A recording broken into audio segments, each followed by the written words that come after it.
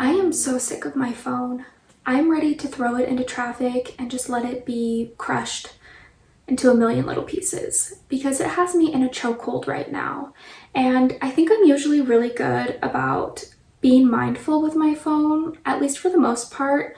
I'm not perfect, but I feel like I'm not terrible, but the past few days I've been horrible. It's just constant picking it up, checking my notifications, mindlessly scrolling.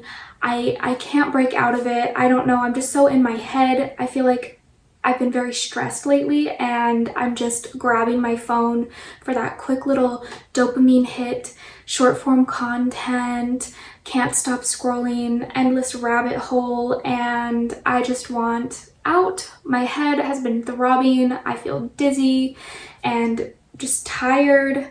So I finally set it aside earlier. I got dressed. I did some laundry. I swept the floors. And that made me feel so much better. If sweeping the floors and doing chores made me feel better, like it really is the phone causing the problems. The phone is the problem. It's hard because I'm job hunting right now and I think like I just want that little bit of dopamine. And I'm also working on my manuscript, and these are all things that you do on the computer, so it's very easy to just kind of drift into that while you're zoning out. Just kind of mindlessly pick up your phone, or sometimes I'll scroll through apps on my laptop because I'm like, well, I'm not on my phone, but it's the same thing. It's the same thing. So I just want to take a step back. You know, I think this week, obviously I still have to use my computer in the morning and my phone to edit and film content. That's not going to change because that's what I do. But I also want to be more mindful in the afternoons. I usually get a lot of work done early in the morning. I'm a morning person. So in the afternoons, I want to try to focus on doing something more on the analog side every single day and just kind of put my phone away. Technically, I'm filming this video with my phone, so it's on its tripod. It's in a little cage and I'm not touching it. I'm not touching it. So that is what I plan on doing. I don't know. I love to journal. Journaling is like how I process my emotions, so I'll probably try to focus a lot on that. I have 20 pages left of Hamnet. I am so obsessed with this book. I sobbed so hard last night reading it, and I cannot wait to finish it, so I'll probably do that today and maybe start a new book. And I don't know, I have a paint by numbers that I have been working on since October, so maybe I will finish that.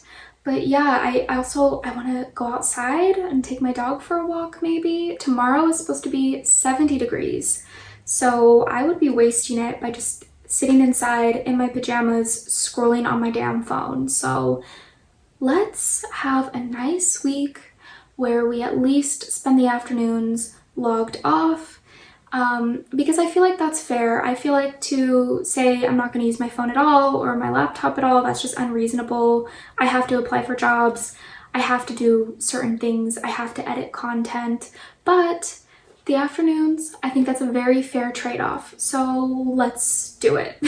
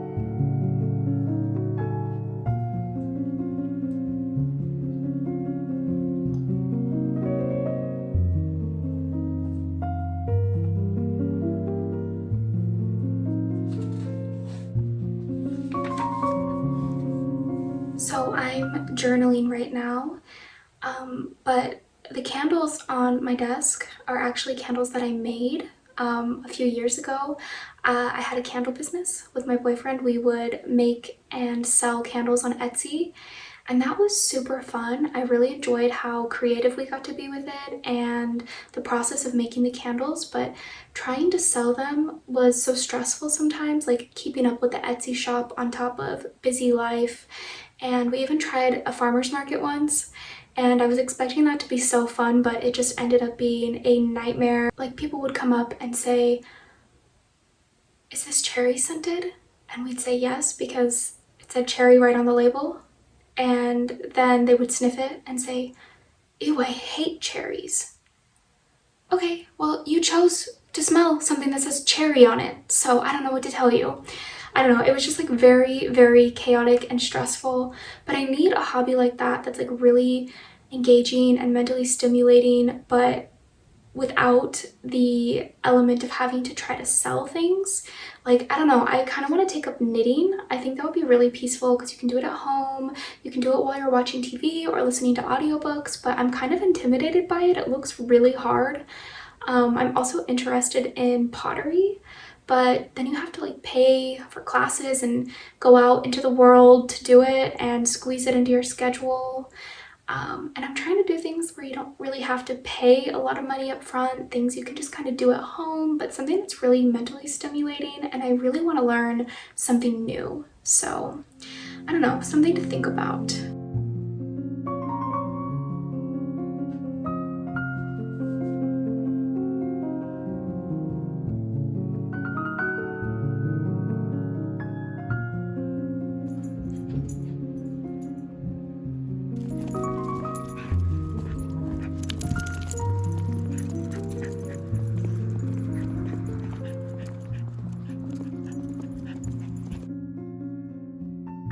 It's the next day, and did I do perfect last night? No, but I did better.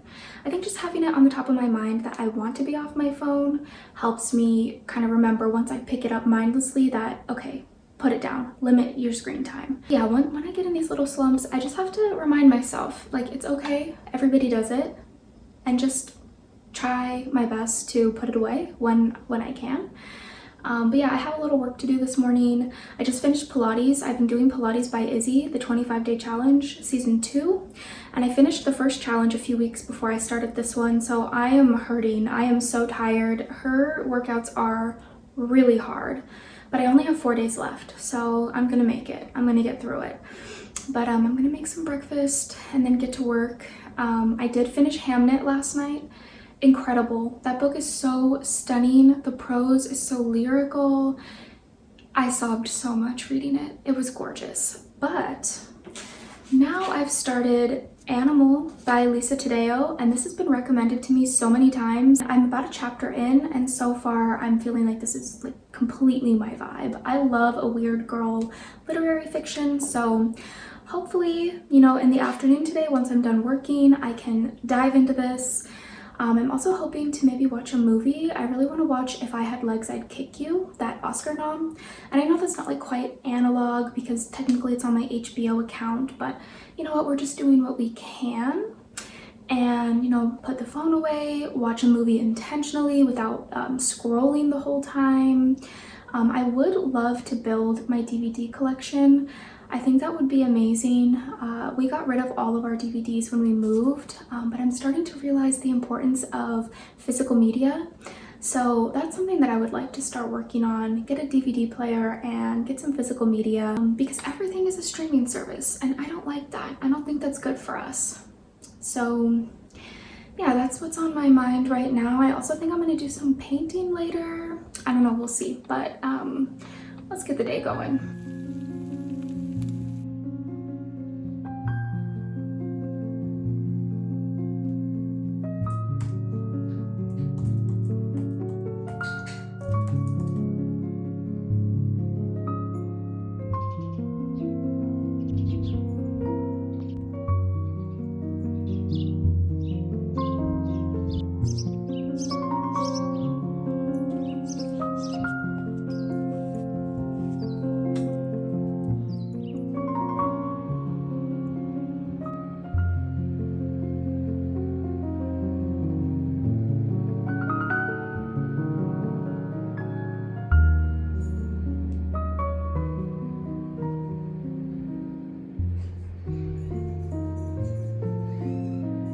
was working on my little paint by numbers, and it does not matter how many numbers I paint, there are still so many numbers left to go.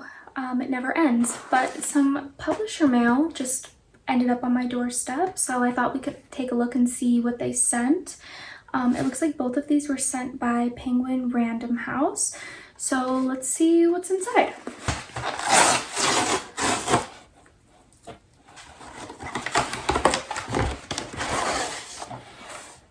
Oh, okay. This is Spoiled Milk by Avery Curran, and they reached out to me really recently and asked if I wanted to read this, and it sounded really good.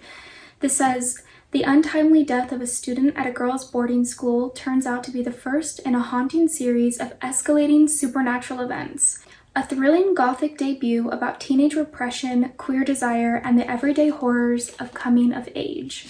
This sounded incredible. I cannot wait to read this. Look how cool the cover is too. Thank you, Penguin. And let's see what's in the other one.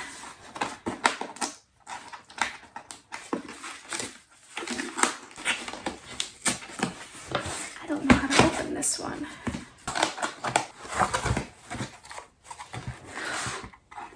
Oh my god. Okay, this is from one of my friends on TikTok. She is a published author. Her name is Molly Aitken, and I know she lives in the UK, and she asked if she could send me this copy of Bright I Burn, which is her like medieval witchy novel, and it looks like she sent me her other novel as well called The Island Child.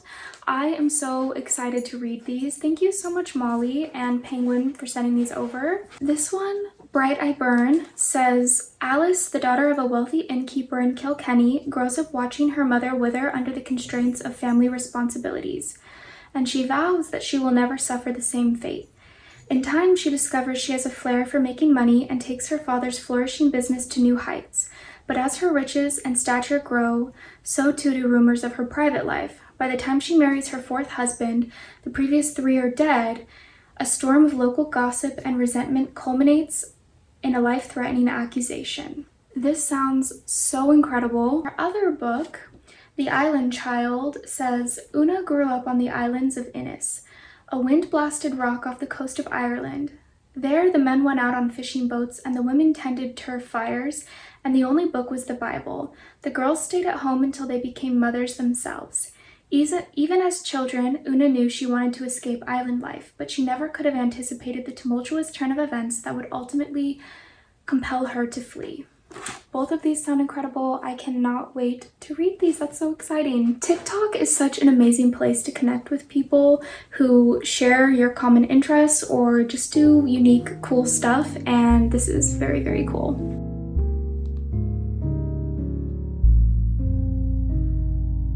This has been really fun, just a good reminder to find things that feel good when I'm trapped in that mindset of just scroll, scroll, scroll, scroll, scroll. I'll probably be doing much of the same activities throughout the week, keep working on my journaling and my writing and all of that. But for now, I'm probably going to end this vlog here. I think I'm going to get cozy, watch this movie. I'm super excited for this. I love Rose Byrne. And then probably just make some dinner. And I have a job interview a little bit later in the week with a bookstore, so that's really exciting. And yeah, I'm just gonna keep doing the same thing. I'm going to put my phone in the other room while I watch this movie so that I'm not tempted. But yeah, let this be a reminder to you that if you are trying to stop scrolling so much, to just do a little bit at a time. There are times where we cannot go fully analog. We have to use technology every day. Like, that's just a part of being a human. But we can cut it out for at least certain parts of the day, especially as we're winding down. So that's what I'm going to keep doing. And hopefully I can break out of this little funk in the old noggin. Anyway, thank you so much for watching, and if you like this video, please let me know with a comment or go ahead and subscribe, and I will keep making them.